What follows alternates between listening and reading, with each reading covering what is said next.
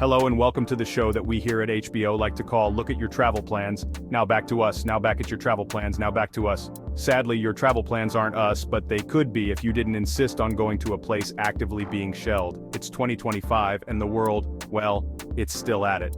Some places just can't seem to catch a break when it comes to peace and security. And if you're planning on jet-setting across the globe, you might want to avoid these next few destinations like you'd avoid a public restroom that's missing a door. Believe me, I get it. You want to see the world. You want to experience new cultures, try new foods, and maybe get a selfie with a yak or something, but sometimes those Instagram likes just aren't worth risking your neck for.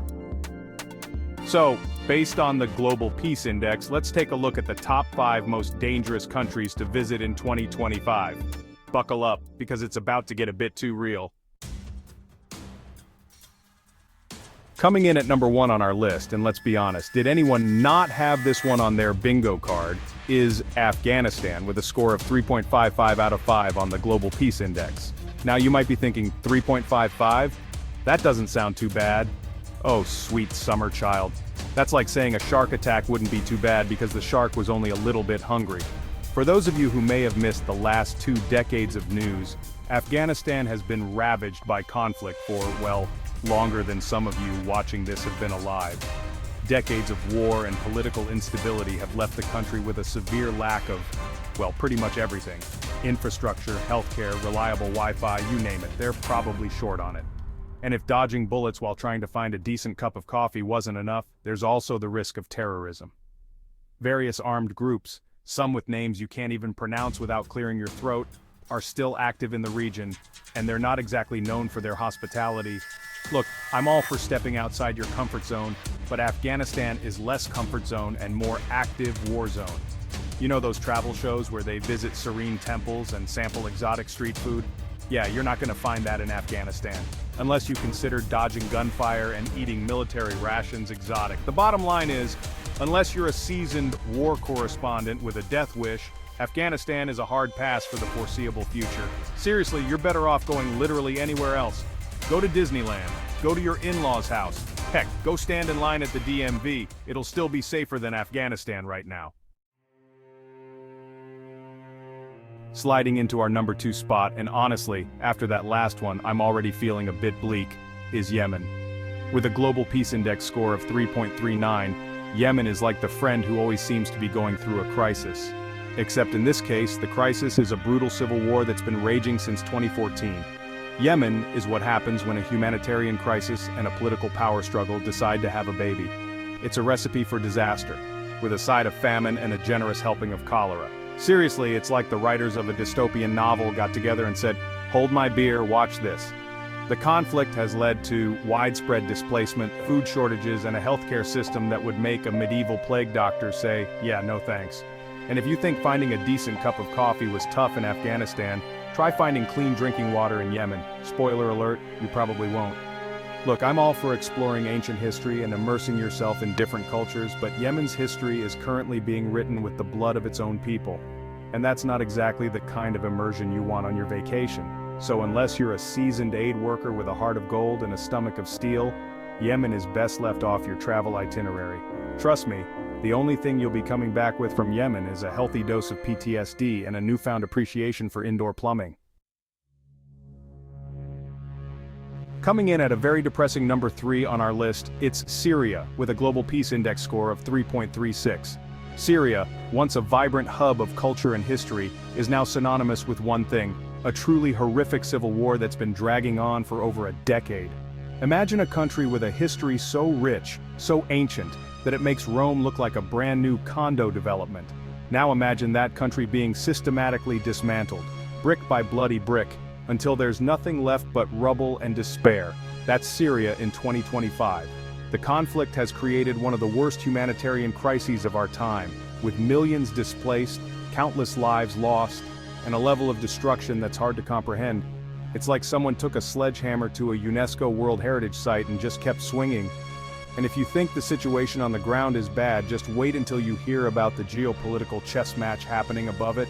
Various global powers are all vying for influence in Syria, turning the country into a proxy battleground for their own agendas. It's like a real-life game of Risk, but with actual human lives at stake. Look, I'm all for adventurous travel. I once ate a scorpion on a stick in Thailand, but there's a difference between adventurous and downright suicidal. And right now, going to Syria falls squarely into the latter category. So unless you're a seasoned war photographer with a death wish and a really good life insurance policy, Syria is best left to the history books, at least for now. Coming in at number 4 on our list, we have South Sudan with a Global Peace Index score of 3.18. Now, you might not be as familiar with South Sudan as you are with, say, the Kardashians, but trust me, this country has been through a lot. South Sudan gained its independence in 2011 after decades of conflict with Sudan, but instead of ushering in an era of peace and prosperity, independence brought about a whole new set of problems. Imagine finally escaping from your annoying roommate, only to find out that your new apartment building is infested with termites and has a leaky roof. That's South Sudan in a nutshell. The country has been plagued by civil war, ethnic violence, and a level of corruption that would make even the most jaded cynic say, "Come on, that's just excessive." It's like a masterclass in how not to run a country, taught by people who seem hell-bent on proving that point. And if you thought finding clean drinking water was tough in Yemen, try finding a working toilet in South Sudan. Seriously, the lack of basic infrastructure is staggering. It's like the entire country is stuck in a perpetual state of post-apocalyptic survival mode. Look, I'm all for supporting emerging nations, but supporting South Sudan from afar is about as close as you want to get right now. Trust me, the only souvenirs you'll be bringing back from South Sudan are malaria and a renewed appreciation for the simple things in life like functioning sewage systems. And last but certainly not least, we have Russia, limping onto our list at number 5 with a Global Peace Index score of 3.28. Now I know what you're thinking, Russia, but what about the vodka, the ballet, the majestic bears wearing ushankas? Well, hold your horses, comrade, because things aren't exactly peachy in the motherland these days. Russia has always been a bit of a wild card, like that unpredictable friend who shows up to a party with a bottle of vodka and a chainsaw. But in recent years, things have taken a decidedly darker turn. Between the political repression, the crackdown on dissent, and the whole invading your neighbors thing, Russia's reputation has taken a nosedive faster than a MiG-29 with engine trouble. And if you think navigating the cultural differences is tricky, just wait until you try navigating the legal system. One wrong step, and you could find yourself on the wrong side of a very unforgiving regime. It's like playing a real-life game of Russian roulette, but instead of a bullet, it's a one-way ticket to a Siberian gulag. Look, I'm all for experiencing different cultures. I once spent a week living in a yurt in Mongolia, but there's a difference between cultural immersion and political imprisonment. And right now, going to Russia is like playing a dangerous game of how much do you value your freedom. So, unless you're a seasoned diplomat with a penchant for risk and a really good lawyer on retainer, Russia is best admired from afar. Trust me, the only things you should be bringing back from Russia are souvenirs and maybe a slight chill from the Cold War vibes. So there you have it, folks. The top 5 most dangerous countries to avoid in 2025. Now I know what you're thinking. John, you've just crushed my dreams of backpacking across war-torn regions and dodging bullets in exotic locales. And to that, I say you're welcome. Seriously, there's a whole wide world out there just waiting to be explored. Countries with stunning landscapes, vibrant cultures, and delicious food that won't give you dysentery.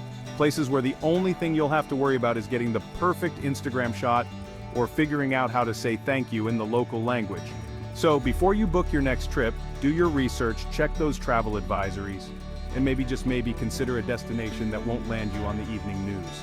Remember, safety first, adventure second. Stay safe out there, folks, and happy travels.